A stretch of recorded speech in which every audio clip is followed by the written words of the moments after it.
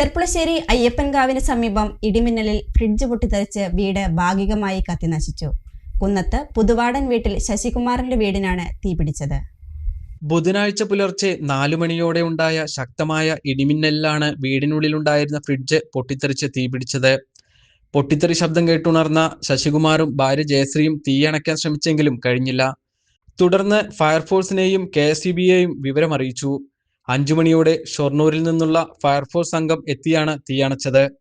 Fridge വെച്ചിരുന്ന മുറി മുഴുവനായും കത്തിനശിച്ചു. കൂടാതെ ഒരു ടിവിയും ഫാനും കത്തിനശിച്ചു. ശശികുമാറും ഭാര്യയും മറ്റൊരു മുറിയിലായതിനാൽ വലിയ അപകടം ഒഴിവായി.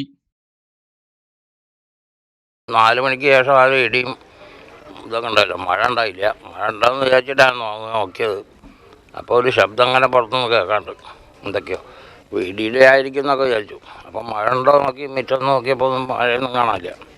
പിന്നെ കുറച്ച് കഴിഞ്ഞാൽ ഓരോ ഒച്ചങ്ങനെ കേൾക്കേണ്ട മുകളിൽ അതിലങ്ങനെ അപ്പോൾ പിന്നെ ഒരു സ്മെല്ല് വന്നപ്പോൾ സംശയമായി.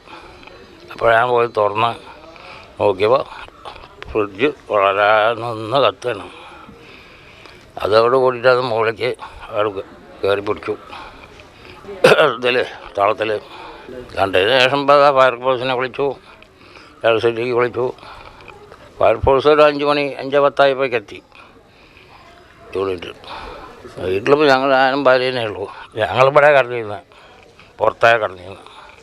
ഇതുള്ളിലാണുള്ളൂ. നശിച്ചു. വെള്ളം, ഫ്രിഡ്ജ്, TV, ഫാൻ, അവിടെയുള്ള ഫാന്, അസീൽ ഇതൊക്കെ പോയി മൊത്തം. Kavita Gold and Diamonds, the versatile jewelry.